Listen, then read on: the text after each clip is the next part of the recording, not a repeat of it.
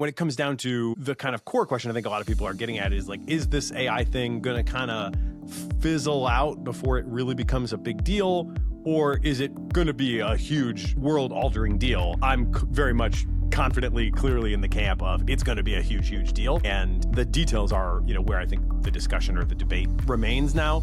Not for me, at least, whether or not the overall trajectory of AI is going to take us to something that is powerful enough to be transformative. One of the strangest things in the world today, full stop, is the fact that the disagreement among very plugged in, very informed, very smart people has not really been reduced much at all, even as we've gained a ton of information over the last couple of years about the trajectory of AI. I think that is super strange, and I'm honestly pretty confused by it. The one thing everybody seems to agree on is like the timeline on which we should expect this has come in. In today's world, if you say you don't think you're going to see AI until 2035, you're like an AI bear. But only 5 years ago, that was considered to be quite aggressive.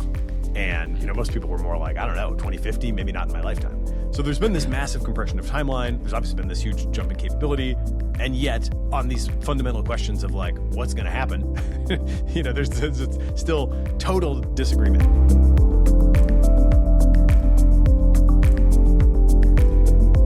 Today is Nathan Labenz, host of the Cognitive Revolution podcast. Before switching to full-time podcasting, Nathan founded Waymark, an automated marketing platform for local businesses that pioneered the use of generative AI to produce video ad campaigns. After leading the company for 6 years, he stepped back to focus full-time on understanding and communicating the trajectory of AI. As host of the Cognitive Revolution, he has conducted hundreds of in-depth interviews with AI researchers, founders, policymakers, and investors, and has become a go-to source for people trying to keep up with what's happening at the frontier, including us. Nathan was also a member of OpenAI's Red Team, where he was among the first outside users to interact with GPT-4 before its public release. Welcome, Nathan. Great to have you on today. Thanks for having me. I'm excited for this conversation, guys. So first question, are we on the cusp of AGI? Starting with the easy ones. Well, okay, first of all, as I'm sure you guys are very well aware, what exactly do we mean by AGI is a slippery question, at least, that has people talking past each other quite a bit. So I don't think there's any, super privileged definition. What I do think we're pretty clearly on the cusp of is powerful AI that is better than the vast majority of people, although perhaps not the, very few top experts in a given domain at pretty much all cognitive work. That seems like pretty clearly on the horizon. And I think it is absolutely going to be enough to be transformative to the economy, to daily life, potentially even, bigger things than that, like the very nature and status of the human species. And I think that we will have that kind of regardless of whether or not there are some niche areas where humans retain an advantage, which my guess is probably will be the case. Certainly one of the big things that has become clearer over time as AI systems have gotten better is that they are jagged in this weird way where they have certain things they just do amazingly well at, other things they kind of weirdly struggle at. They're not very adversarially robust, for example. They're easier than humans, I would say, still to trick. So, there's going to be weirdness. And I think, throughout the conversation today, probably a big theme will be to expect weird things to happen. But, when it comes down to the kind of core question I think a lot of people are getting at is like, is this AI thing going to kind of fizzle out before it really becomes a big deal? Or is it going to be a huge world-altering deal? I'm very much confidently, clearly in the camp of it's going to be a huge, huge deal. And the details are, where I think the discussion or the debate remains now. Not for me, at least, whether or not the overall trajectory of AI is going to take us to something that is powerful enough to be transformative. Okay, so it sounds like what you're saying is that there's no doubt that we're going to get massively powerful and transformative AI across domains. Maybe like there'll be some tiny little bit where human experts still have an advantage in specific domains. Maybe there'll also be like comparative advantage.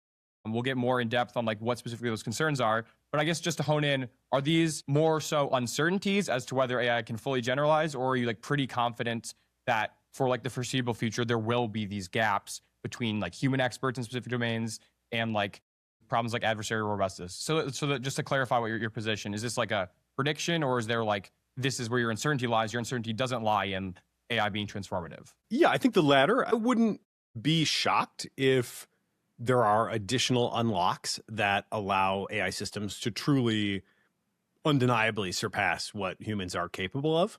I think you look at the natural world, and clearly humans did that to every other animal species that existed before us, right? So there is a historical precedent for some new kind of mind showing up on the scene and blowing away all the other minds that came before us. I don't think we have any reason to believe that that couldn't happen to us in some, law of physics guarantee sort of way. So I definitely think that's possible.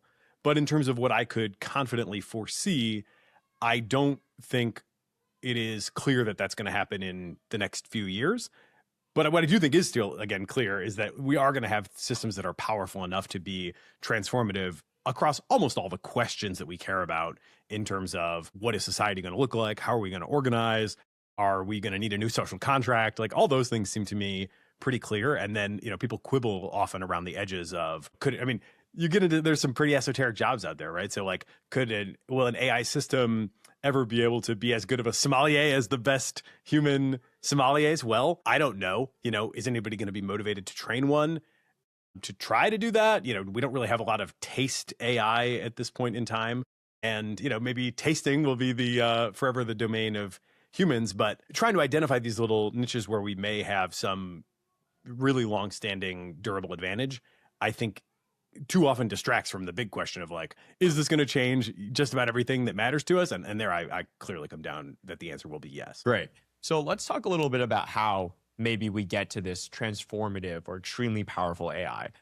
Do you think current paradigms, I think the one that comes to mind the most and which is discussed the most is scaling RL, is going to be sufficient to get to that transformative or powerful AI that we discussed? Yes. I think it probably is. And I also think if it's not, we may never quite answer that question, in the sense that I do expect that we will continue to see new conceptual advances in AI research.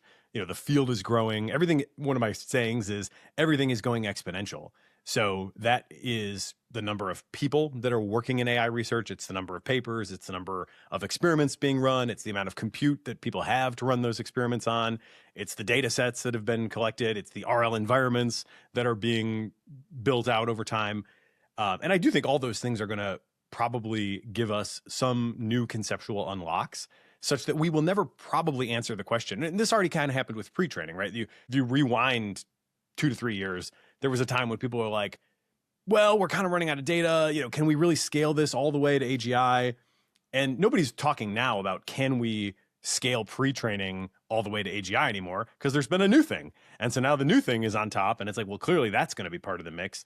Will this, exact pattern or this sort of shape be enough to get all the way to AGI? My prediction is that, again, what does AGI mean? But my prediction is it probably is enough to get us to systems that are transformative. But if we fast forward to 2028 and, look back at this conversation, we'll probably say, well, nobody's really asking that anymore, because we do have a couple new things that have come online. And so now we have a little richer sense of like what the shape of it's going to be. And, we're either getting there or we're not. We maybe still are missing a little something at that point. But I would guess that we would look back at the current thing and say, yeah, clearly a couple things have been added and they were a big deal.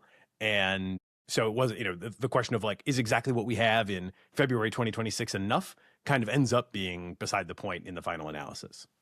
Interesting. So what you're trying to say here is that in the same way that there were questions about whether pre-training would take us to this like extremely transformative AI, now that we have these new unlocks, such as RL, for example, like we discussed, who knows in maybe 2 to 3 years or, whatever timescales that we're talking about to reach transformative AI, there might be other conceptual progresses that are also made that build upon things like pre-training or RL that will get there. So I guess my question specifically was, do you think there will be more of these conceptual progresses that need to be made to get to this transformative AI that we're talking about? Or do you think the RL paradigm is going to get us there? I think RL probably would be enough to get to AI systems that can like do most of the cognitive work in the economy, for example. It seems like honestly we're already reasonably close to that, and it doesn't seem like we're anywhere close to done. And by the way, if you listen to the lab leaders, the frontier model developer leaders, they are still saying, by the way, too, that pre-training is still working.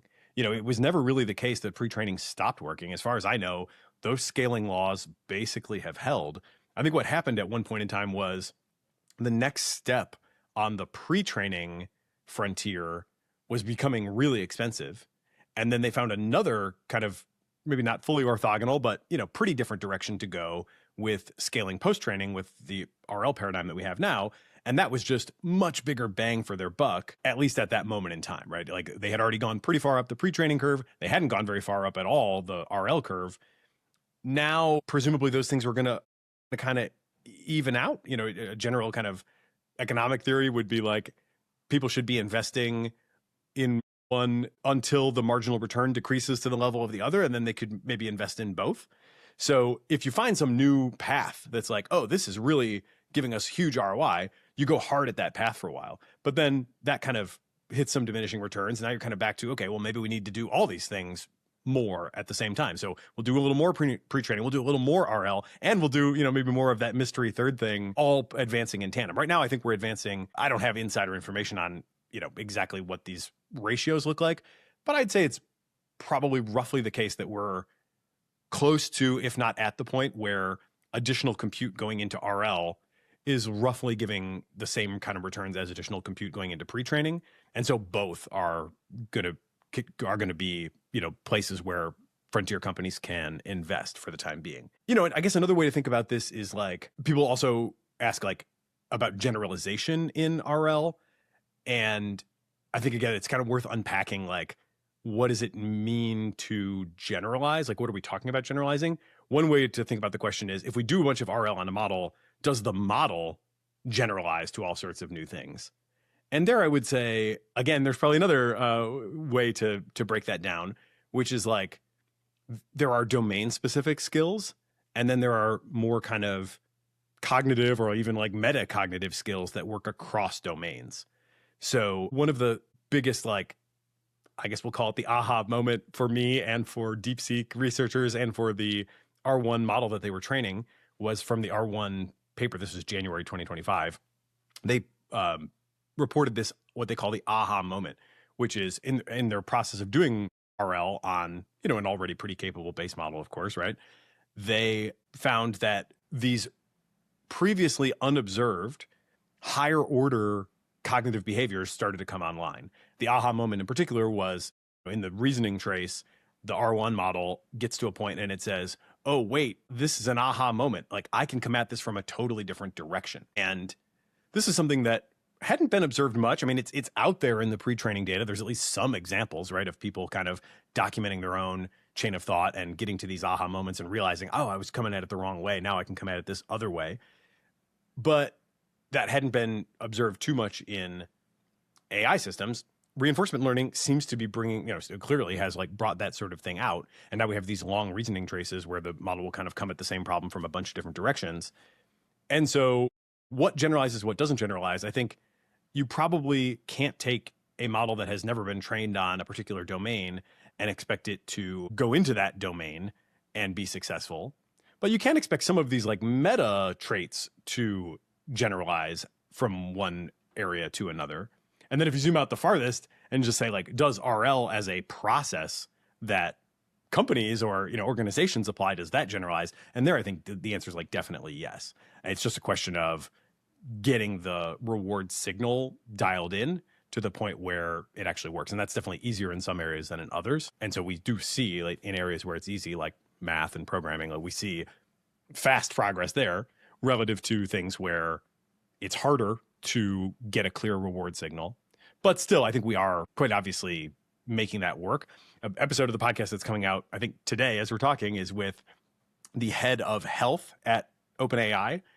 And, I can tell you from personal experience, latest models are absolutely on the level of attending physicians. My son, unfortunately, has had cancer over the last few months.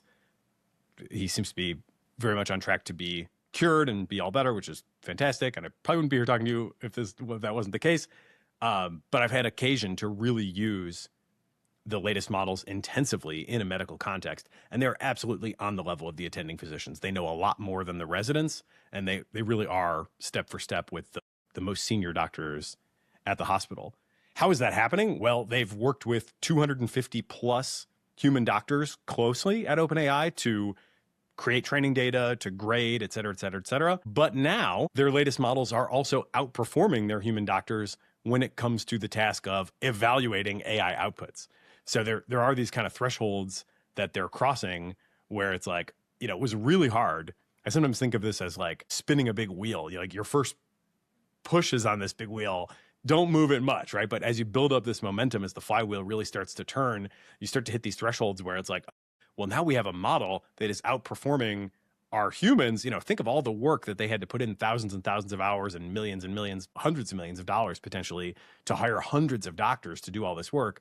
Now they've got a model that is beating the doctors at evaluating outputs in the medical domain. And so that totally changes the game. Those thresholds will be crossed at different times for different domains.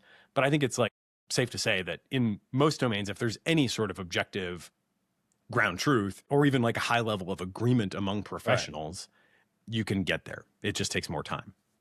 Okay, so just to like go back a little bit, it sounds like, okay, a lot of your confidence that we'll have transformative AI very soon, it hinges, I'm not sure to what extent it hinges on like your confidence that we'll find some other paradigm if a new paradigm is required on top of pre-training RL. You also sound very bullish on RL, but maybe to steelman the other view that's like, okay, if RL doesn't work, then we actually might not find another paradigm. Is that like, okay, so RL is a very general machine learning principle, right? It's just that like you reward the model for doing the correct thing on a task that you can like define a reward signal for, which is like kind of like a maximally general machine learning principle. And it's also something that existed for like a long time. It wasn't that something that was like just recently discovered after we got LLMs. It was like a major, like one of the foundational sort of paradigms in machine learning even prior to LLMs.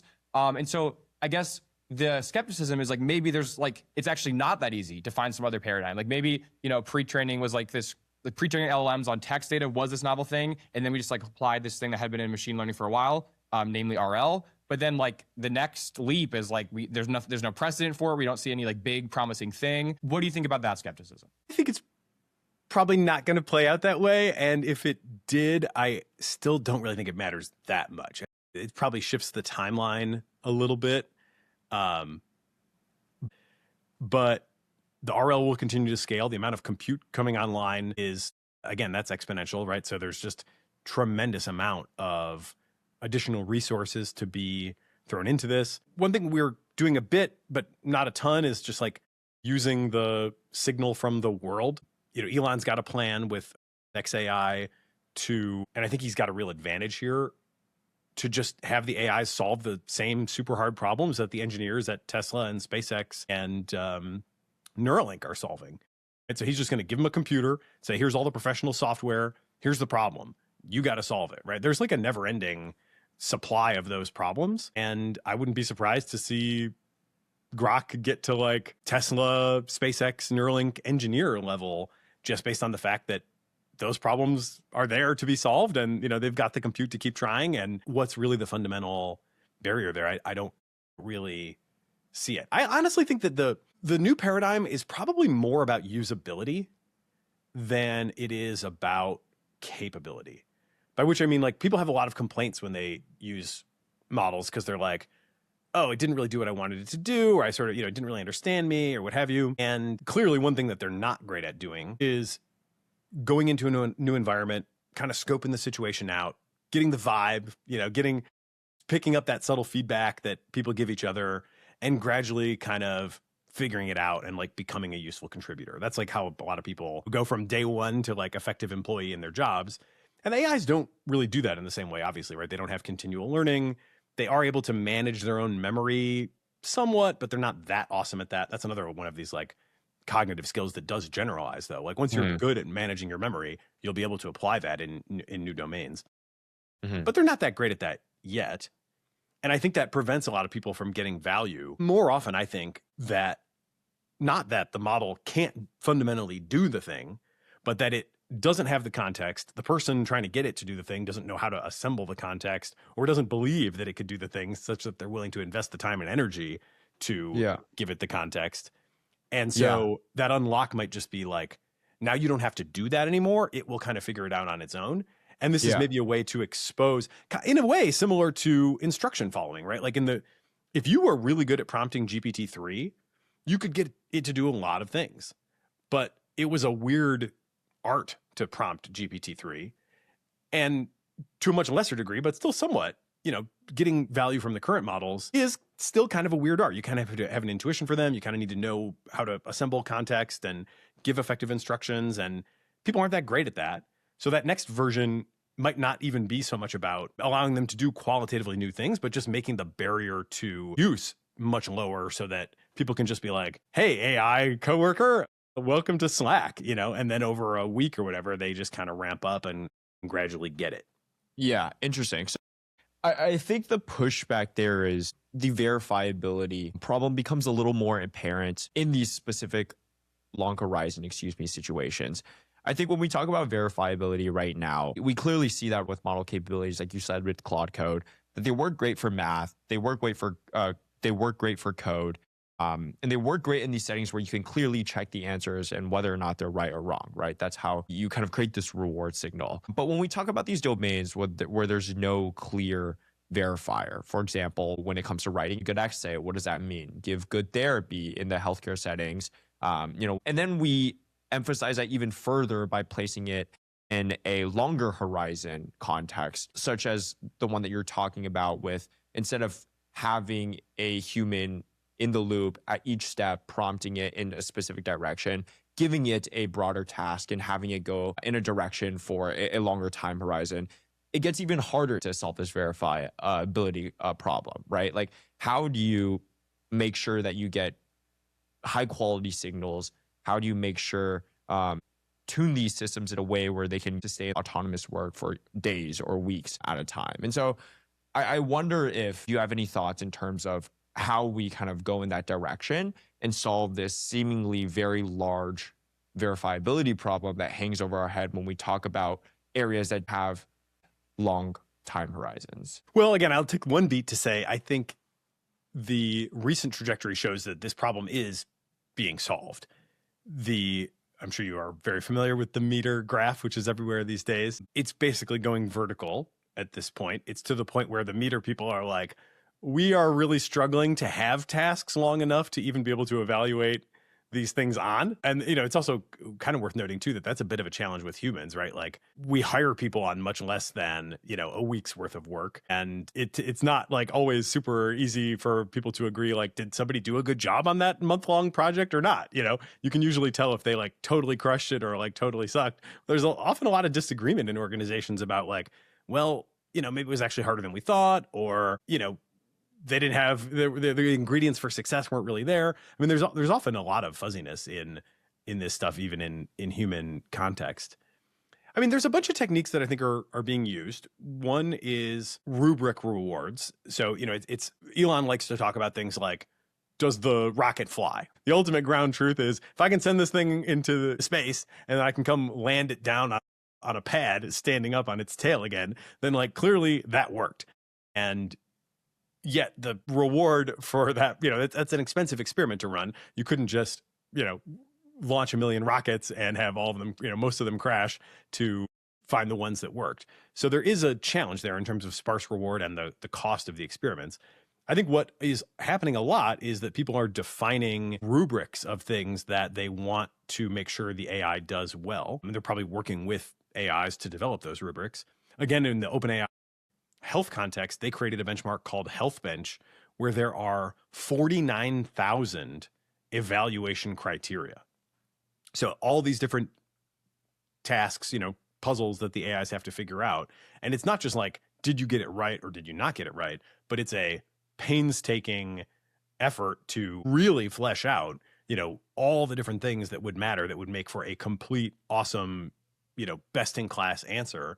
And then the AIs are not scored 0 and 1. They're scored on, some sort of scale that's like, you may have got 0 out of 25 things right, that you could have got on this question. You may have got 5, 10, 15, but that gives you enough of a signal that you can kind of climb that hill. And it really does seem to be working. I think that is going to work pretty well in domains where there is a professional consensus. Because I think that's how people evaluate each other too. Multiple choice tests, but there are also like, you got to kind of show in a medical context, you're a student, you go through these in-person training processes. They say, watch one, do one, teach one. And so, as a medical student, you watch and then later you start to do, and then you get a lot of feedback. And eventually the next thing you know, you're the one teaching. I think the AIs will pick up those signals. And then there's other things where it's taste. And I think that'll be a little bit different probably. But if I had to guess, what is a good novel? Well, first of all, there is no consensus on that, right? Even you can find somebody who hates even the, most universally critically acclaimed novels, and you can find somebody who loves something that everybody else thinks is trash. I think what we'll see there is kind of taste-based communities coming together to shape models for their own tastes. So in other words, you might start with a base model and you might want it to write romance novels, or you might want it to write anime, or you might want it to write hard sci-fi. And what it means to be good in those different genres is like quite different. But what you do have is fans of those genres that can engage with outputs, give their scores, and shape models based on what they like. Okay, but and I think that can work. Yeah, so I just want to go back to even within task where there is a consensus, right? Like I see what you're saying, that like, there's ways to build like minor consensuses within like fiction communities or something like that. So like even the question of does the rocket fly? I think there's an argument to be made that this is like categorically different than a chatbot giving out like useful medical advice, right? Like when a chatbot's just giving out useful medical advice, it's like it's not a long context task. It's like easily transcribed into text, right? It's like sort of what LLMs are like clearly going to be good at. They're like good at their LLMs. So they're like they're native to text. But like something like, does the rocket fly? It's like, okay, even if there is like obviously a consensus on what it means to make a rocket fly, it seems like there's an argument to be made that like the signals on how to perform that task are very noisy, and like you need a ton of them, right? Like you need to like, like let's say you're like a project manager for the rocket flight team, right? Like you need to understand what's feasible within engineering, which like, okay, maybe LLMs are better than that at that, but then you also need to like know how to manage humans and like, or not maybe AI agents in this case, but like need to know how to like manage people and to allocate tasks, and how to like what is going to be like feasible with the amount of like money you have, and how can you raise money from investors and stuff like that. And so it's like the longer time horizon, the more agentic a task, the more like little itty bitty signals are required on your day-to-day work to be able to complete the task. So I think, and going back to what you said about like this sort of flywheel thing, where like, okay, like if we have like, we work really hard and we get a lot of medical experts to provide this high quality data, then we get LLMs that are like pretty good at giving medical advice. And then all of a sudden they're actually better than human doctors at verifying the output of medical advice in the first place. And then we get this flywheel effect. And we have like a quick and robust verifier. But maybe like the argument is we just never get over this flywheel hump for long-term, highly agentic tasks, precisely because it's like, it's not even a question of whether or not there's consensus on what constitutes a good outcome. It's like, can we define enough reward signals and like do enough rollouts to get to this point? One thing I find helpful sometimes is just to try to reflect on like what I do, what is my experience like, and you really try to interrogate it for like, is there something really magical going on or not? And I think I have to say, really long horizon agency is pretty rare among humans, right? I mean, you do have these people who, like an Elon who keeps going up, say, my goal is to make humanity a multiplanetary species, and if it takes 30 years, that so be it, right? So I would say, skepticism around like, will we get AIs to be, multi-decade horizon planners that can sort of show up with the fierceness and determination required on a day in and day out basis to really make that happen, remains like pretty valid skepticism in my opinion. At the same time, you look at like what most people do and what drives the economy, and it's like much shorter term than that. A lot of it is like, I kind of keep showing up one day to the next, And every day I kind of start fresh. I went to sleep and I kind of shut down. There's sort of a discontinuity of consciousness between work days, which, I'm not a big analogy guy, but if you squint at it, you can sort of make an analogy between like different context windows. And there's kind of a somewhat similar resetting type of moment. And what do I have to do? Like, I have to kind of reboot myself and be like, what was I doing yesterday? Where did I leave off? What did I accomplish? What was still to be accomplished? And most of that stuff, I could write down. If I had like if my integrated memory was worse, I could compensate for that pretty well, at least on sort of a week long or maybe a month long or maybe a quarter long basis. If I got really good at the end of each day of saying like, here's everything I did today. Here's what went well. Here's what failed. Here's what's next. Here's the feedback I got. Here's what I think I should do in the next session. And then wiped all that out and came back and looked at that scratch pad, again, to start my day tomorrow.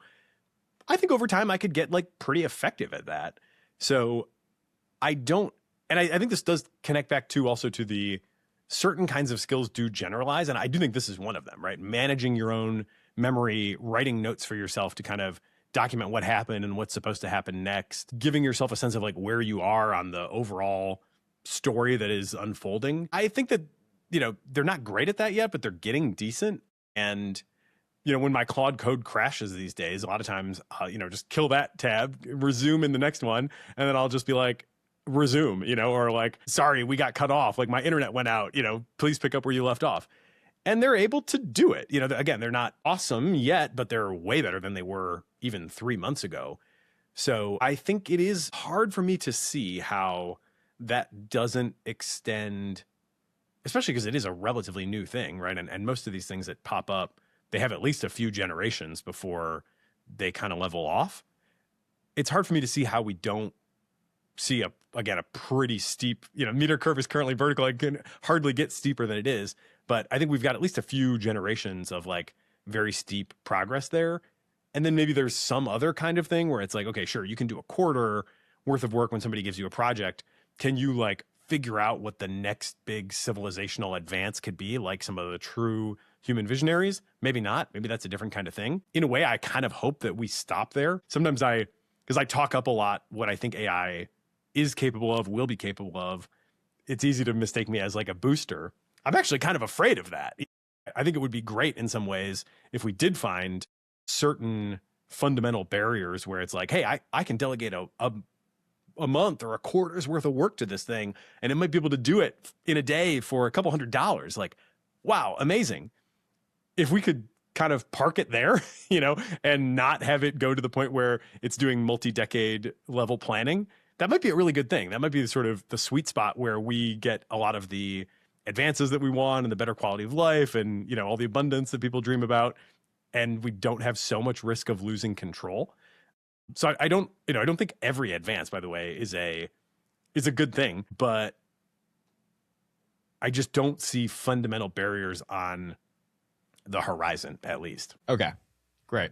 So let's talk about LLMs more generally and how we feel about that architecture overall towards reaching this transformative or powerful AI. What are your thoughts on the general idea that LLMs fundamentally cannot be the core of this journey towards reaching this transformative AI? I think Yanle Kuhn is the biggest person behind this hypothesis where this next token prediction is the wrong objective entirely, and we need something completely different, something like world models or energy-based models that have a real understanding of the input that's coming in and the output that it creates. I think this is important because there's a lot of intuitive thought processes behind it in which, the way you're learning statistical correlations over languages isn't necessarily how the world works, and that you need something different to really achieve that understanding to create like powerful AI.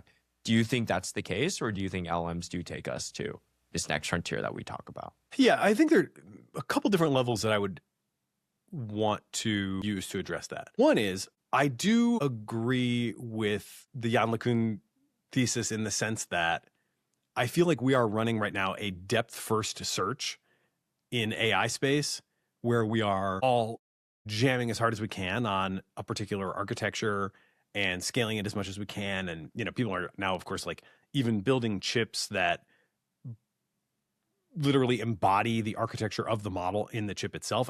I don't really like that I kind of wish that we were doing a little bit more of a breadth first search where we would like explore different kinds of architectures and find their relative strengths and weaknesses and, hopefully because we're not one thing, right? And we have a lot of modules in our brains.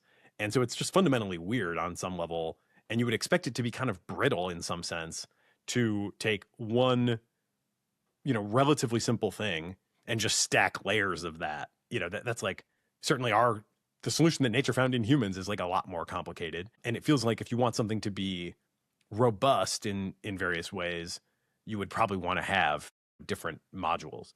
So I do kind of agree that like it would be nice if we were doing a little bit more breadth of explanation or breadth of exploration rather than just like trying to jam this one thing as hard as we can, until we can all retire or whatever exactly the dream is supposed to be. At the same time, I think where I would disagree with the LeCun school pretty strongly, and I honestly think this is like kind of a closed question, although he still disputes it, and you can find people who will. For one thing, the AIs are not trained anymore on next token prediction in the way that they were, right? So RL is not next token prediction in a fundamental sense, right? The task that the model is given is not, here's a bunch of text, can you predict what comes next? What it's trained on now, the signal it's getting now is, did you get the right answer? And the right answer could be a fully verifiable mathematical proof or, numerical answer to a question, or it could be one of these things that is, 49,000 evaluation criteria on a huge medical corpus. But it's not anymore that it was supposed to be this token and you gave it this token. It's now qualitatively or quantifiably, as the case may be, did you get the right answer? And then that signal is translated into a gradient update through there's obviously a lot of different mechanisms, but GRPO, group relative policy optimization, is basically comparing for a given model, here's a bunch of attempts that it made. Some were right, some were wrong. Let's use that to create a direction in weight space and move in the direction that would make the answer that was right be more likely next time.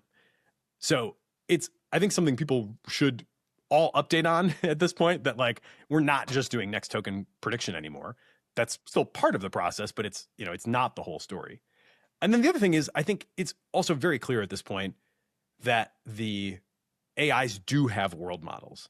We can look at the internals, obviously not anywhere as much as we would like to understand about what's going on inside them, but we do have enough of an understanding at this point to create things like the Golden Gate Claude experiment, which I'm sure you guys have seen, where they train what's known as a sparse autoencoder. A huge problem in terms of figuring out what's going on inside a neural network is it's very dense, right? The width of a model might be, depending on how big it is, they usually go like powers of 2, right? So it might be 4,000 or 8,000 or 16,000 wide vector of activations that sit between the layers. After each layer, there's like this sort of bottleneck of, okay, we've got, let's say, 16,000 numbers that are all, some precision floating point number, whatever, and that represents the state of play.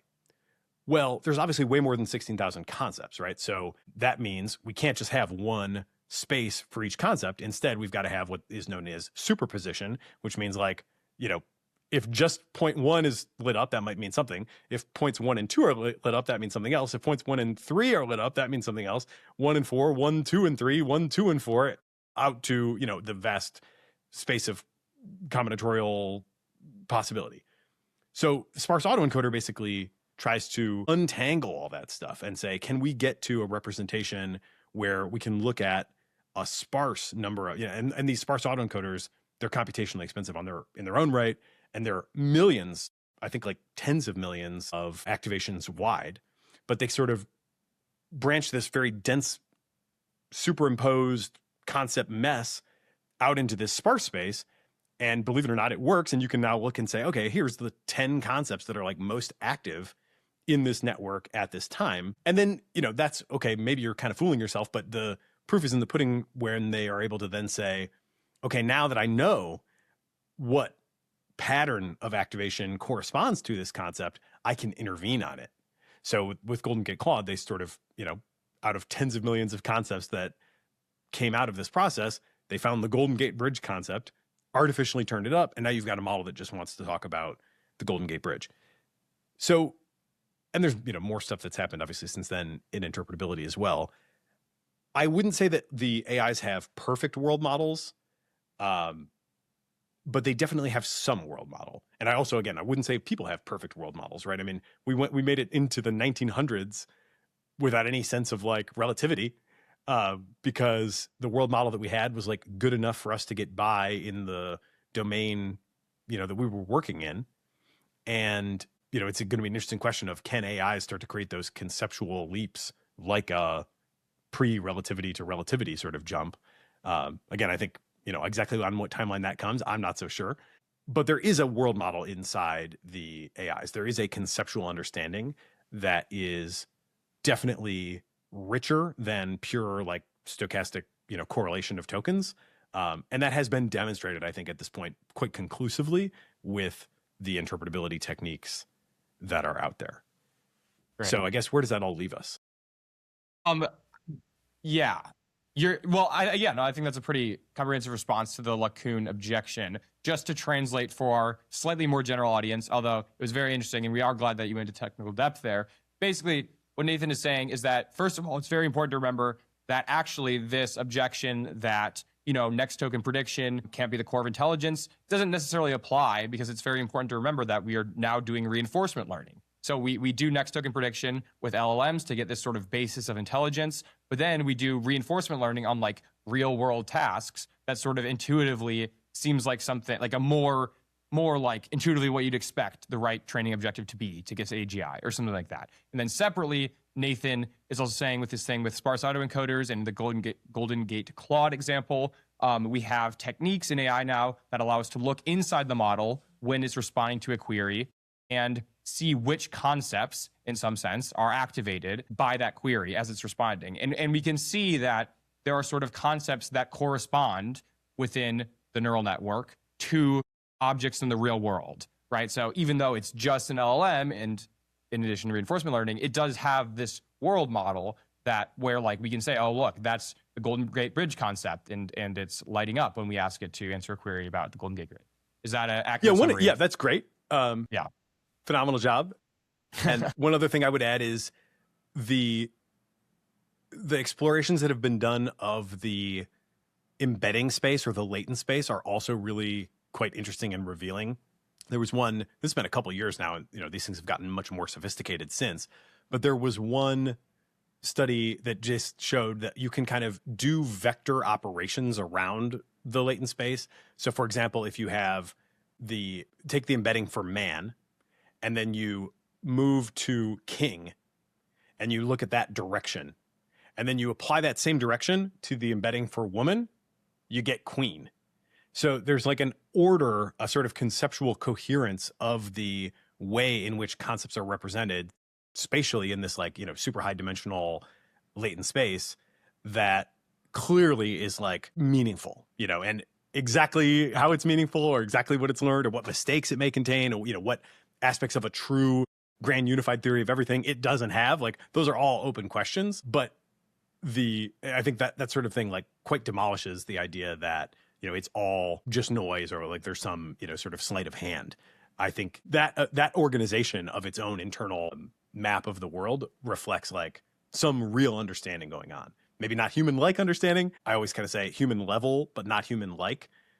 They could be quite alien, but that doesn't mean they don't understand. They don't have to understand in the same way that we understand in order to meaningfully understand. So I think that is, again, pretty well resolved at this point. I honestly don't know why some people, can't update on that dimension. It's quite strange.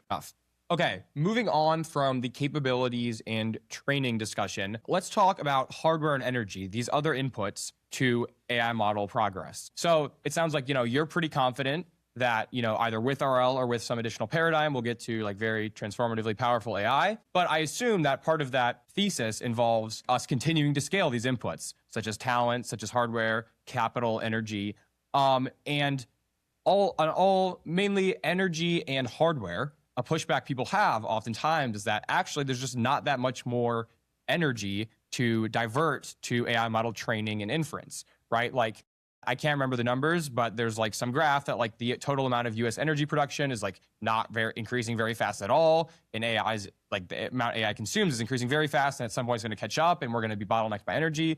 With chips, like it takes a really long time to make new chip fabrication facilities. And like we'll just like run out of chips to train AI models on. And even capital, like maybe like we'll just run out of money in the world to invest in building new data centers. So let's see. I guess the question I want to ask is which of these bottlenecks do you see, if any, as most plausibly being a major bottleneck to continued progress? Yeah, I guess the first thing I would say is I don't think any of those bottlenecks are really fundamental. They are more like cultural or socio-political or whatever. Because there's like, a lot of energy coming from the sun all the time. And the question is, how much are we actually going to harvest and harness? And that is where it becomes a political debate around, who's going to be allowed to build what, where, on what timeline, with what permits, with what impact, whatever. And I think I think it's often overstated the degree to which AI is energy intensive. I actually did a whole episode on this with a guy named Andy Maisley, who has really been, fighting this fight online in a pretty dogged way. And, there's a lot of interesting comparisons, but like a frontier chip today, like an H100 or whatever, it basically uses the same amount of energy when it's on as a microwave or as like an electric teapot. And one query is, maybe on the order of running your microwave for like 1 second. So, you'd have to be making a whole lot of queries, and increasingly people are, for it to be moving the needle on energy consumption. People don't think twice about like putting something in the microwave for 2 minutes. And that's probably more energy than most people are using with AI on a weekly basis. So now it's ramping up and it is starting to add up, and it is going to get to the point where if we can't add any capacity, then we're going to have a bottleneck for sure. But again, those bottlenecks aren't super fundamental. China doesn't seem to have them, right? They're adding as much electricity to their system as, I think it's, gosh, I won't say an exact number, but it's like some relatively short period of time in which the Chinese economy is adding as much electricity as the entire American capacity. Now they have like, 4 times as many people as well. So long way to go to build out everything that they might want. But it just shows that it can be done. It also can be done apparently in the Gulf. And I recently talked to Sam Hammond, who's an economist and a very AGI-pilled thinker in Washington, D.C. He had just been to the UAE on a trip. And I was like, why are we doing these deals with the UAE? All I hear is like, we want to have AI reflect American values and, take American values around the world. And I'm like, not sure that the governments of Saudi Arabia and the United Arab Emirates are the greatest partners we could have in projecting American values. Why are we doing these deals? And it seems like, honestly, a big part of the answer is because they don't have issues with putting up a new plant. They can just do it and it'll happen fast. And that way we kind of know that even if we can't do it here, well, we can at least like do it there. So that's all just kind of characterizing the bottleneck and saying like, there's plenty of energy. It's a question of who will be allowed to get it, under what circumstances, on what timelines, with what permits, et cetera, et cetera. Chips are harder for sure because it's a very specialized thing.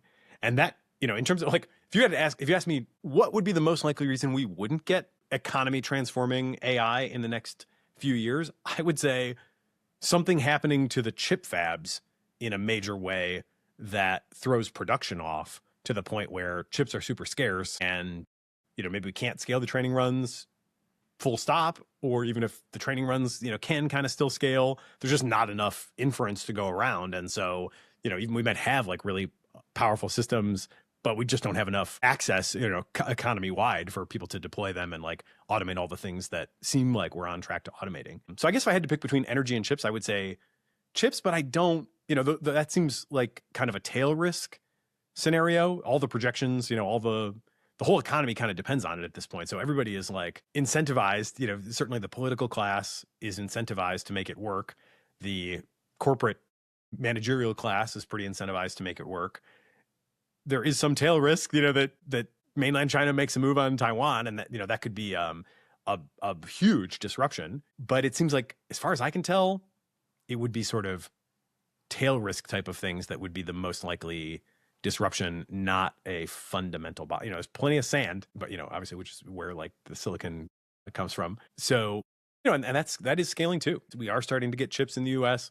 From what I understand, I'm not an expert on this, but I understand the yields have been decent in the US, maybe even a little bit ahead of schedule, in terms of like people thought, oh man, it's really going to be a few years and a few generations and a lot of iteration to get this stuff to be somewhat competitive. And it seems like it's kind of come online reasonably well. I'm mostly, this is kind of a theme, I guess, in my thinking in general. I'm mostly worried about the tail risks. I'm mostly worried about like the AI going wrong in some like really weird way. And in terms of what would prevent it, I also kind of think the tail outcomes are the most likely to like put me in the camp of being like catastrophically wrong. Yeah.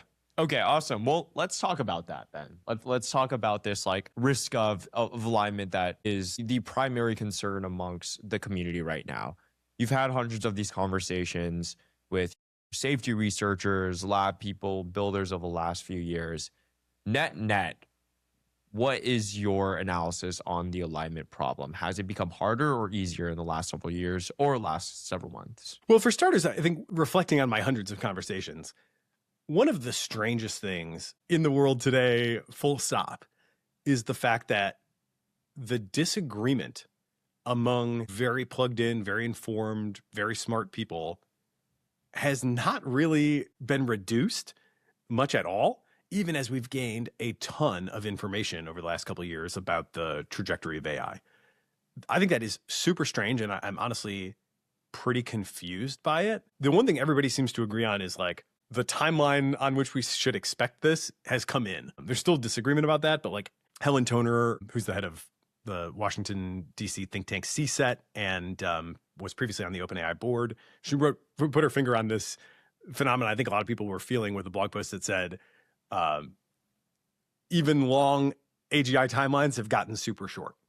And it's basically like, in today's world, if you say you don't think you're going to see AGI until 2035, you're like an AI bear. But only 5 years ago, that was considered to be quite aggressive. And, most people were more like, I don't know, 2050, maybe not in my lifetime. So there's been this massive compression of timeline. There's obviously been this huge jump in capability. And yet on these fundamental questions of like, what's going to happen, there's still total disagreement. So I think that's a very weird phenomenon that I can't fully explain. Yeah. Where do you think this, where do you think this disagreement is coming from? Is it like hope or some sort of pushback that you're seeing from these like very intelligent people who are still part of the field? Or do you think there's legitimate thought processes behind why there's so much disagreement around misalignment? Well, they didn't. I'm not sure I can summarize the conclusions with super high fidelity right now, but CSET under Helen's leadership did a workshop where they tried to bring people together and assess, like, specifically on the question of recursive self-improvement, how big of a deal is it going to be? Do we run the risk of this whole process like getting away from us entirely? Even on that somewhat reduced question, there was still like very wide disagreement where some people were like, I don't think it's going to be that big of a deal. It'll make people a little bit more efficient, whatever, but it's not going to like bring about some phase change. And other people are like, as soon as you get an ML researcher that can do that, you go from, I don't know, maybe there's 10,000 people today that are really working at the frontier of ML research globally to 10 million. That's gotta, certain people think that's gotta have a huge effect. And, it's going to be really hard to control a situation if we all of a sudden 1,000x how many researchers, and they work at, potentially thousands of tokens a second. So why do people disagree so much? They sort of came to the conclusion that people were working from different conceptual paradigms, and that these paradigms are pretty good at taking new information into account and kind of explaining it away. So you have some theories that are like kind of, bottleneck theory or O-ring theory, where it's like, you're only as good as your weakest link, basically, is kind of one way of thinking about it. And as long as you think that, then you can kind of say, well, sure, okay, the AIs can do this, but they still can't do this other thing. And so there's still a weak link and there's still going to be these bottlenecks. And so, the whole thing isn't going to get too crazy. And then the flip side of that is like kind of a jaggedness thing where people will say, well, okay, sure, the AIs can't do this yet, but look what they couldn't do 1 year ago, 2 years ago. They couldn't do basic math. Now they're like solving unsolved math problems. So sure, there's still jaggedness. But last time you told me about jaggedness, you told me about can't do basic arithmetic. Now we've got unsolved math problems. But these perspectives seem to be really grounded in like worldview priors, or kind of, the paradigm that people work in. And it's proving really difficult to get to a real meeting of the minds on those. Yeah. I saw Ajay Kotra talked about a similar thing on the 80,000 Hours podcast a few weeks ago. Great He's saying a similar thing to, great episode. She said a similar thing, like, like the economists who expect that like we will enter some new GDP growth regime, they always point to all these bottlenecks. Technological diffusion is always slower than people think. And on the other side, people think that these models are just simply outdated, and these people aren't like really taking seriously what it means for AI capabilities to be at the given point that we're like conditioning on. So I'm wondering, do you think that it's possible that people are sort of talking past each other and like they're not actually talking about the same level of AI capabilities when they say like, oh, it only like will uplift ML research somewhat? Maybe they're just talking about like not that powerful AI. But if they were actually talking about like fully automated ML researchers that are as good as humans, never have to sleep and run faster, then they would like see RSI as more plausible. Do you think that's possible? I think that explains some of the disconnect for sure. I do think people are often, and I've started, at least in some cases, beginning my interviews with like, how AGI pilled are you? And, what do you expect to see over the next couple of years? Because if that's not established and I think they're thinking one thing and they're not, there can be like quite odd disconnects downstream of that. So I think getting those assumptions on the table early and kind of at least, cross comparing them is usually a productive, or often a productive thing to do.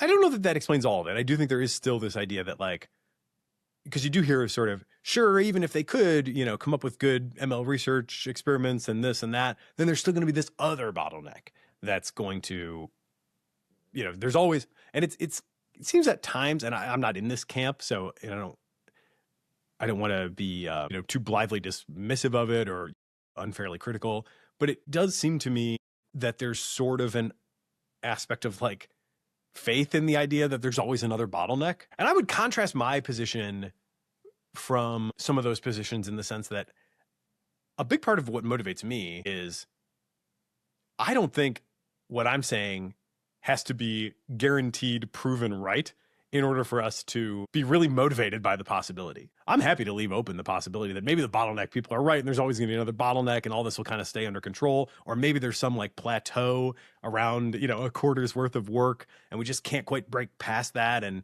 there's just some weird Elon, phenomenon that we can't explain and we can't ever quite get there. And again, like I said earlier, I think that might be great news if such a thing were to be true. But I'm happy to leave that question open for the time being and just kind of say, I don't know, we don't have a great account of what that would be if there was some, fundamental bottleneck that we'll never get over. And in the absence of it, I'm not persuaded by people kind of just generally gesturing that there will always be another bottleneck, because if they're wrong, we're in for a really wild time. And, in terms of like, what should we do about where we are and what might be coming? I think the worst mistake we could make would be to not take it seriously enough and kind of content ourselves with a story that, it'll all kind of self-regulate and we'll be fine, because I don't see a great argument that that's true, and I see at least decent arguments that it might not be right. And again, I look to like our own history and I'm like, well, we've driven a lot of other species to extinction, including our closest cousins. So, and some of that was by accident. A lot of it was by accident, right? Like it was just small bands of people going out and doing what they were doing to survive. And surviving meant hunting large animals and eating them and using their bones for tools and stuff. And a lot of those animals went extinct, and it wasn't like a coordinated master plan. It kind of happened by accident a lot of the time. So I'm just like, oh my God, we don't have any like real guarantees as far as I can tell. Plot armor is like, again, too sort of, it would be an unfair dismissal of the more sophisticated people that have, theories about always another bottleneck or what have you. But I do worry that a lot of what goes on among less sophisticated people who, don't want to have to deal with this and kind of would rather believe that everything will be fine is some sort of like plot armor thinking where they're like, well, I don't know, I feel like kind of like a main character and like humans feel kind of like a main character. And so, you can't take the main character out of the story, right? And I just unfortunately don't think that that is likely to be the case. Yeah. So you find the bottlenecks argument in terms of like all the discussions that we had, maybe with research, maybe with capital spend, maybe with energy, with chips, those, or like just general societal processes as a whole that slow down the overall technological diffusion. But overall, it seems like you're still relatively on the more pessimistic camp. Is that correct? I don't know. When people ask my P-doom, I usually say 10 to 90%. A good friend of mine once told me we should think less about and argue less about exactly what the numbers are and more about what we can shift them to. So I try not to worry too much about, getting into, I think like one significant digit is all you get on P-doom is one funny way I've heard it said. I would say I've actually gotten probably a little bit more optimistic over the last few years.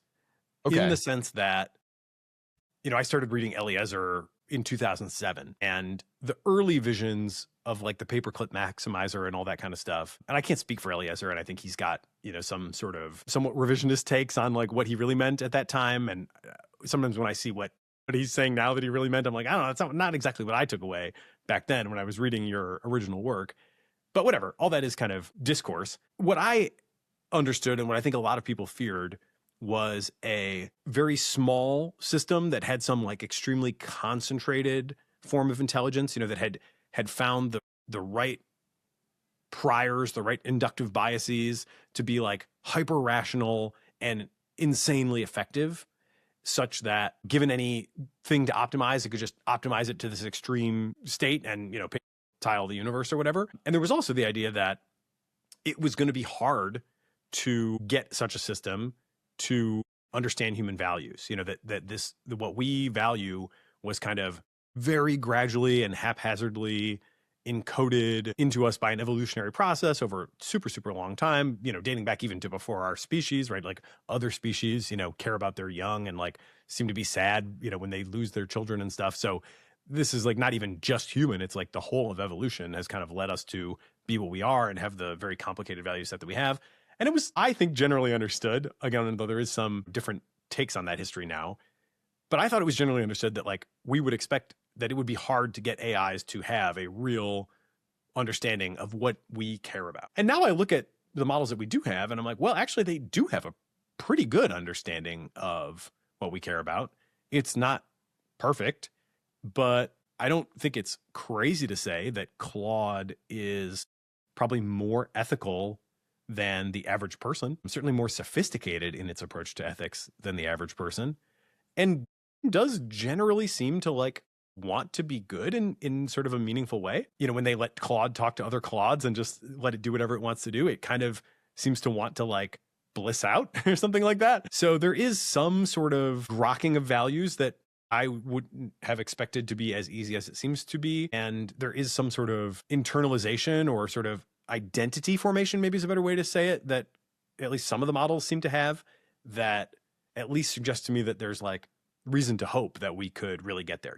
Could we create, when I first heard this, the question, could we create an AI that loves humanity? I thought it was like laughably out of reach. And I think I heard that from Scott Aronson, who said that Ilya asked him, hey, do you have any idea like what the Hamiltonian of love is, or some like, crazy question like this? And he was like, I can't really help you with that, Ilya. And I remember just being like, oh my God, that's the kind of question they're asking. Like, we are screwed. Yeah. And now I'm like, well, I don't know. Maybe there was a little bit more to it. I trust Claude, not fully, but like more than a human assistant. If I was going to give me the choice between hire a human assistant with even give me, the opportunity to interview, do some vetting, whatever, versus Claude, which one would I give access to my email? I think I would trust Claude more than a person that I like interviewed a couple interviews with all my most sensitive information. There are cases where Claude has blackmailed people. There are cases where Claude has, done various things under pressure, but I think I have better odds with Claude.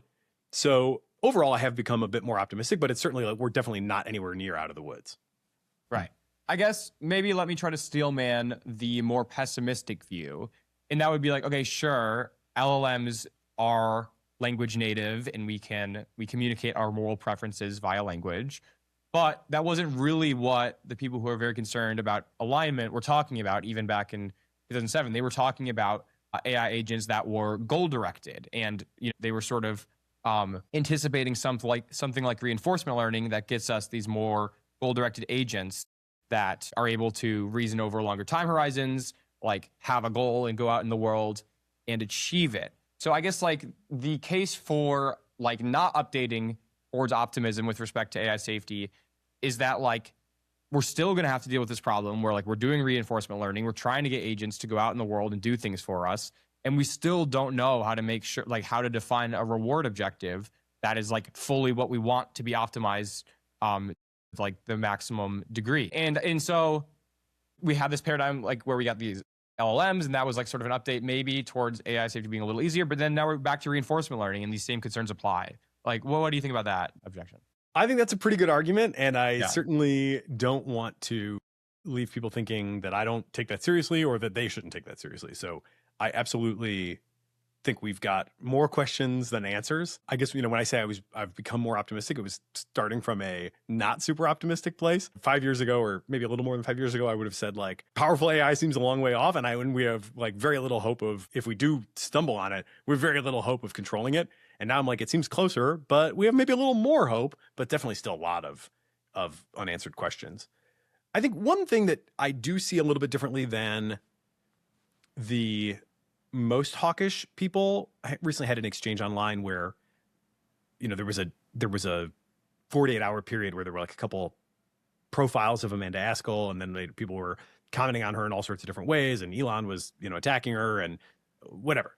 I weighed in and said, for my part, I have become quite a bit more optimistic that it's at least possible to create an AI that in some meaningful sense loves humanity. And I got to give her and the Anthropic team a lot of credit for that. And then, of course, I got a lot of replies saying like, well, this doesn't scale to superintelligence and, this and that. And, arguments along the lines of the one you just made. And I basically, again, I think those are all very serious and worthwhile concerns.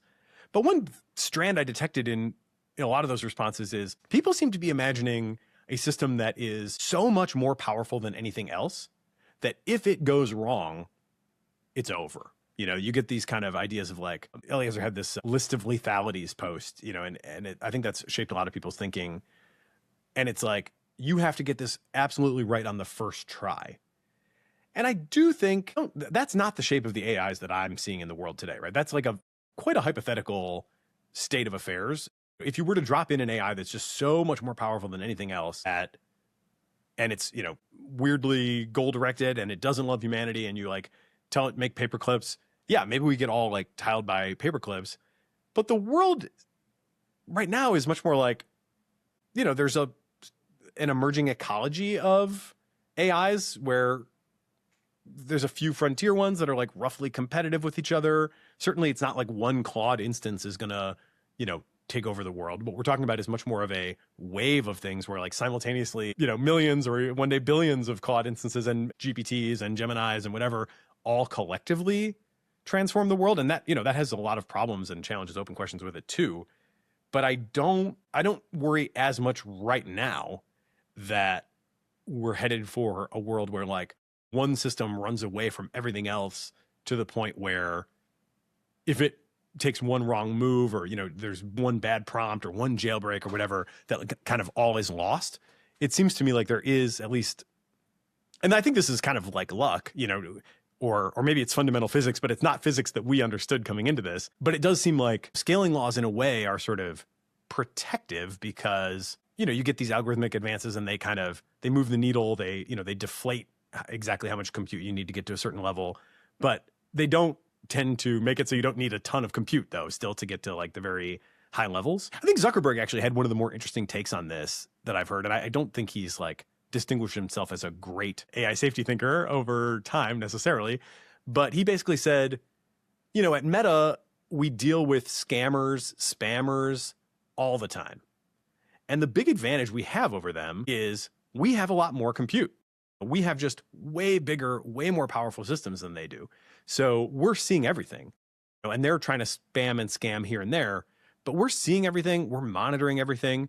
And so like, little things of course happen all the time, but like we broadly can kind of keep it under control. And so you could imagine a somewhat similar dynamic with AIs where it's like one AI, even if it was like the single most powerful AI in the world, as long as it's not like orders of magnitude more powerful than everything else, there's a whole ton of other actors. They've got all their compute. They've got all their instances. They're all monitoring for whatever they're monitoring for. And hopefully that can kind of balance itself out. Then, of course, you've got your gradual disempowerment concerns, which is like, maybe that all ends up in some equilibrium with each other and there's no place for humans in it.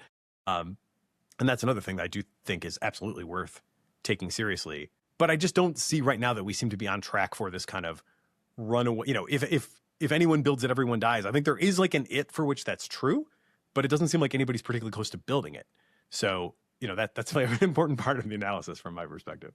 Yeah. Okay. Great. So then when we think about your concrete hopes in terms of achieving this world in which we solve this misalignment issue, can you give us specific achievements that you think are necessary to end up with an aligned AI that doesn't result in, doomsday for humanity? Does it involve training a model that loves humans? Does it involve some sort of like mech interp actually scaling? Or I guess like the sub goals of training a model that is aligned or loves humans? Does that mean mech interp scaling? Does that mean alignment by default because models trained on human values just end up being aligned? What are the concrete sub goals that you think have to be achieved to get to this alignment issue being solved? I'm always interested in something that could, quote unquote, really work.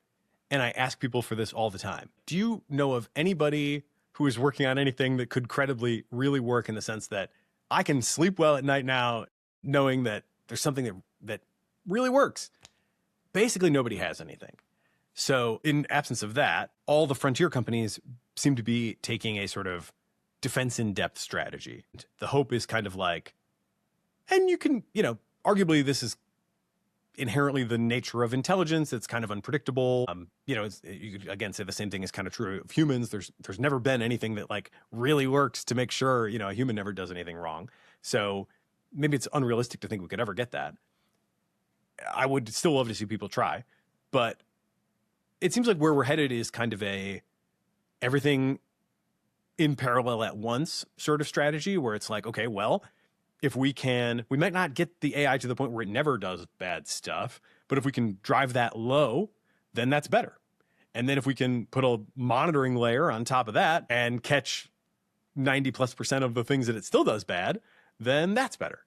And if we can, have additional monitoring systems that ban people's accounts who are like bad actors, then that's better. And then we can also, really invest in like formal methods to improve cybersecurity across the board so that we can sort of take certain risk surfaces entirely off the table. That's one of the things that it's not going to fully work to solve like all of our issues.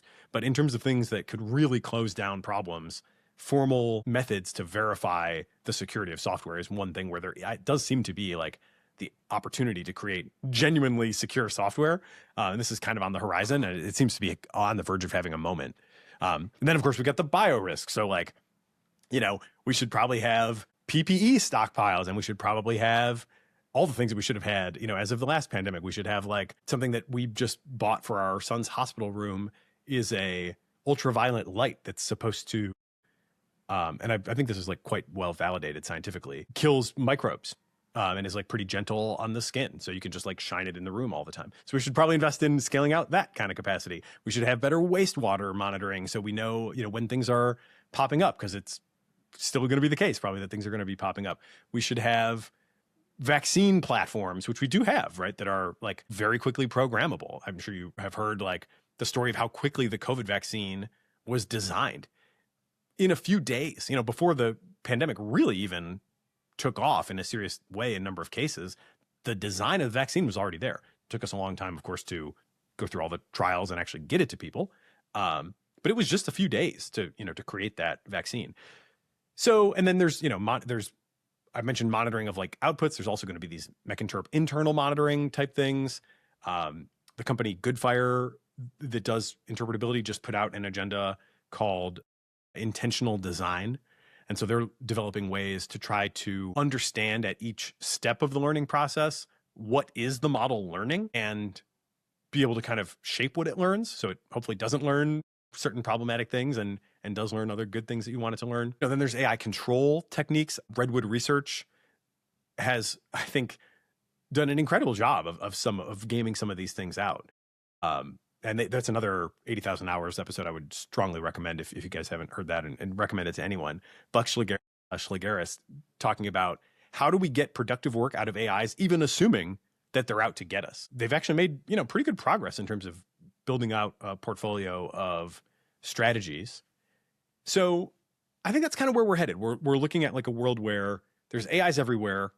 Hopefully none are so much more powerful than anything else that they pose like in a single, small individual instance or small pocket, like some existential risk. And then we bring every other strategy we have to bear, and that gets us, a few nines of reliability, and still probably some, crazy bad things happen, but hopefully they can be contained enough that the world overall is good. And when I tell that story, I'm like, we definitely need to scale up our investment real quick, for one thing, because the amount of money and resources going into making the AIs more powerful dwarfs the amount that is going into all these other things. So I don't think we're very well calibrated or balanced in terms of where we are putting our efforts. But I do think we have like a bunch of different agendas that seem like they all can take a bite out of the problem, and maybe take, 20 bites out of the problem, and you don't have much problem left. Holden Karnofsky Eliezer used to say, death with dignity. He was like, we're probably going to lose this, but we should at least make a real effort. And now Holden Karnofsky, who's senior advisor at Anthropic, and recently, Anthropic just updated their responsible scaling policy, basically backing off from some of the commitments that they had previously made to like pause development under certain circumstances. They're no longer committing to that. So he put out a long defense of why. But a previous thing that he had written was success without dignity. He was like, I don't think that we're doing a great job collectively of trying as hard as we should be trying. And the risk that we're running is a lot higher than I, speaking as Holden, would like it to be. But the problem does look much more tractable than it used to look. And I used to, when 5 years ago, people would come to me and say, what can I do for AI safety? And he'd be like, I don't really know. And now he's like, I got a long list of projects that people can work on that all at least seem to help. So, I wish I had an answer that I was like, do this and it'll really work. I haven't heard any credible claims in that direction, really, except in cybersecurity, which is obviously only part of what the world is going to need. But maybe all that stuff could add up to a win. Great. So given that we have this enormously transformative technology, and it probably is the most powerful dual use technology in human history, in my opinion, probably consensus opinion, also way more consequential than even nuclear weapons, which up until this point is probably more powerful. Do you think that these model providers or these model capabilities should be in private hands as they currently are at all? Do you have a case in which you support the government in some senses nationalizing AI frontier development? What's your take on that? Well, Biden used to always say, don't compare me to the almighty, compare me to the alternative. And I would probably say the same thing about the frontier AI companies. I certainly don't think they're all acting perfectly, and I certainly think the race between them has the potential to get out of hand. So I would like to see government action of some sort. And, there's a lot of debates there on exactly what sort of policy we should have. But no policy at all doesn't seem like a winner to me. And I say that as, broadly speaking, a lifelong techno-optimist libertarian who, mostly would rather see the government stay out of these things. But this one does seem like a, qualitatively different thing where some government involvement seems, prudent, if not outright necessary. I would not go for nationalization, though, for the basic reason that, like, I just don't trust the government that much. I don't, and I look at the current leadership and I'm like, these are not the, I take my Sam's Altman and my, Darios and Demises over my Pete Hegseths, in that standoff, which is happening this week. I support Anthropic 100% for putting some limits on what they want their technology to be used for. And I hope they stand by it. And, if the government comes down on them, like, I will preferentially send my tokens their way. And if it weren't, necessarily always the best performance, because I do think that that is like a really important stand for them to take. So could I imagine a government so competently run and, so pure of heart that it would maybe make sense to nationalize? Yeah, I can imagine a lot, I guess, but like, I don't think we're anywhere close to having that government today. And so I would rather see some competition and some hopefully healthy balance, and maybe some of the worst excesses reined in by the government, but certainly not like a takeover and, put this under the military. That sounds like a recipe for disaster. Yeah, that makes sense. I guess I'm always also skeptical, though, of what we talk about as like corporate incentive alignment. I think oftentimes we think about situations in which, most notably recently, like social media, where you have these, private corporations driven by usage rates or driven by, how much capital they're pulling in, whether that be for the sake of more development or for the sake of purely, desiring more capital. That incentive misalignment causes a situation where, the individuals or the consumers get ultimately hurt. And so I guess on this continuum that we described, where we have pure nationalization of the entire technology, or on the other end where there's no regulation at all, can you talk a little bit more about where you sit there and, what that regulation might look like if you do think it is somewhere in the middle, like you kind of said? I would probably honestly oppose most of the ideas that rank and file politicians are going to come out with for regulation. Like, I want my self-driving cars. I don't want them to say ChatGPT can't give you medical advice. I don't want them to say you can't get therapy from a bot. A lot of that stuff I think ends up just being guild-style protectionism, and it hurts kind of everybody. Basically, I think what government should do is try to solve the race dynamic coordination problem and take the work, hopefully try to minimize the truly extreme risks. It does seem like right now, like over the next couple of years, the companies believe they're going to create automated AI researchers. They're going to create recursive self-improvement loops, and nobody really knows where that goes. And I don't think that is a great thing to be happening in a few relatively small and kind of ideological companies. And I do think it's also underappreciated and underdiscussed how much these companies kind of are ideological. Even the definition of AGI as something that can do everything better than humans it's not a neutral frame. It's a definition that has like a lot baked into it. And I think there is there's a certainly diversity within the companies. It's not like all of them are like successionists or whatever, but there is a strain of that. And then there's also a strain of just like, wouldn't it be amazing if we could just replace ourselves and not have to work anymore?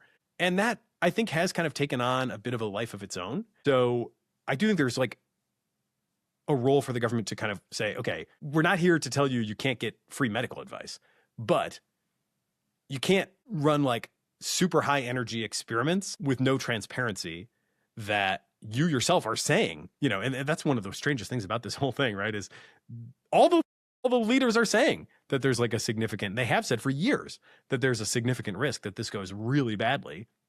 And so that's the thing that I would like to see government really focus on is there some way to rein that stuff in, make sure we have better extreme risk mitigations in place, make sure we have better safety plans. It's tough. I don't think there's not great or easy answers here, but that's where I would definitely want the government to focus its energy. Okay. And then another major governance question that interacts with a lot of these concerns about catastrophic misuse or misalignment is, you mentioned the race across American labs, but there's also the race with Chinese labs and the Chinese government, of course. So sort of like the default high-level strategic vision in DC, as far as I can tell, and in SF as well, I think, is, we're going to continue to race ahead, building AI capabilities. We have a lead over the Chinese labs right now. There's debate around how significant that lead is, but there's no doubt that we have a lead. We'll continue to build this lead as much as we can via export controls, improving privacy and security at the model providers. And then when it comes time, when we're right on the cusp of extremely transformative AI, or even like somewhat into the intelligence explosion, so to speak, we will have time to slow down and coordinate and not push capabilities even further towards super intelligence. And, again, that's contingent on having a significant lead over China.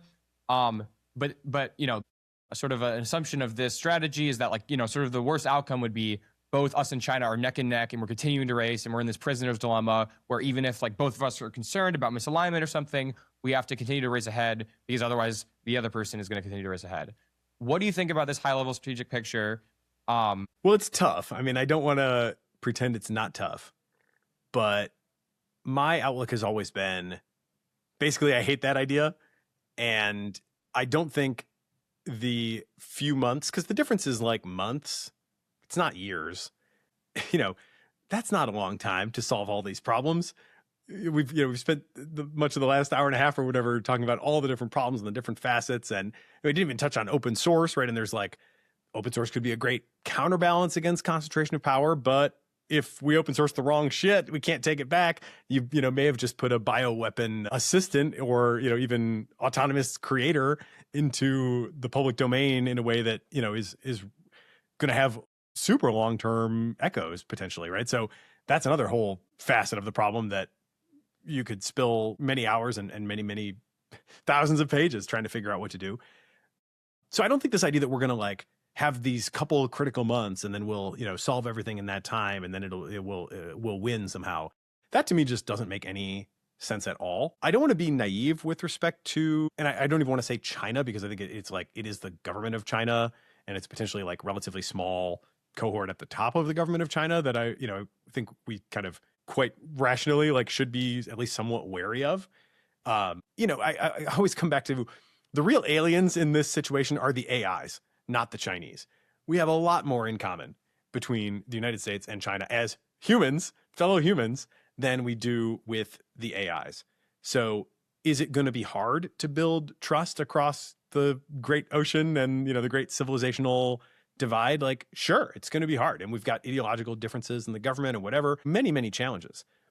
But I would strongly advocate for starting to do that work now. Like for my part, I always want to talk to people in China. When another AI podcast does an interview with a Chinese researcher, somebody, one of their top companies, I ask if I can cross-post that to my feed, because I think we should have a lot more of this researcher to researcher level communication. And I would absolutely invest in, all manner of diplomacy and sort of, out there ideas like, could we create some sort of, there's like the CERN project for high energy physics, could we create some sort of shared, jointly controlled place where like researchers could go from both countries to like work together on very sensitive problems? Could be some small island in the Pacific, or it could be in Singapore. I don't know. But like the idea that we're just going to sort of decouple and race each other, to me sounds like deeply unwise. And I would take my chances with the possibility, at least, that we could come to some sort of shared understanding with fellow humans versus, recursively self-improving AIs that we hope will be better or somehow, better than their recursively self-improving AIs. All of which, by the way, is happening against the backdrop. And I don't like to say this kind of thing because it's not a very popular opinion, and it's not something I take any pleasure in. We are looking more like China all the time. What is happening again this week? We've got the Defense Department threatening retaliation against an American company because that American company wants to hold firm on what I would consider to be a core American value of not using their technology for mass surveillance. What is it that people typically worry about when they talk about Chinese AI or Chinese values or, living in Xi's world? I think one of the big things is mass surveillance, right? It's the idea that I can't speak my mind anymore, even in private contexts, because the government's going to hoover up all that information and potentially use it against me. As far as I can tell, that's exactly what the U.S. Defense Department is trying to coerce Anthropic into doing right now. And we're kind of losing the thread here in our, in our delusions of grandeur, our idea that like we're somehow going to be the winners. I was just talking to my 7-year-old last night about this because he was asking questions around like, why is there a war? Like, well, how does that happen? And I was like, well, almost always the people that start it go down in history as the bad guys. And almost always the people in the country that started the war that were kind of convinced it might be good for them end up regretting it. And I kind of think unfortunately, that feels like the trajectory that we are on right now, where we're talking ourselves into this idea that if we can, achieve this strategic dominance, then, we'll make them an offer they can't refuse. And we're just forgetting that, like, first of all, we're losing ourselves in the process. And second, they get counter moves, right? And like Taiwan's a lot closer to them than it is to us. And these fabs are like easily destroyed, not easily put back together. So I really don't like that theory at all, and try to advocate for something more conciliatory wherever possible. That's not to say don't want to be totally naive. It's good to have leverage. You you could get me maybe on board with a policy of like, let's not sell chips to China, but let's like rent them freely to Chinese companies, which is somewhat kind of the policy we have. I mean, they can buy from hyperscalers outside of China. I just wish we weren't so, the momentum on this is like, it's the worst. It's America at its worst. When we think we have this enemy and, we think we're going to like unite to be the best civilization, that just never seems to go super well.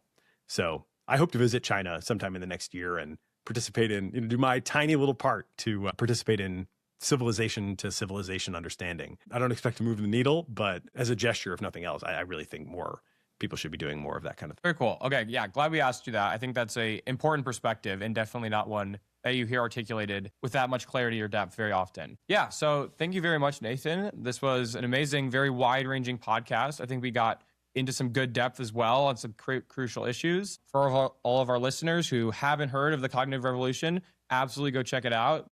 Nathan is, one of these people that has a technical background, thinks clearly about risks from AI, but also strongly believes in the promise of technology. And he has just like a massive diversity of conversations with people across various subdisciplines within the field. So yeah, thank you so much, Nathan. This was an amazing conversation and really appreciate you coming on today. Yeah. Thanks so much, Nathan. That's very kind. Thank you, guys.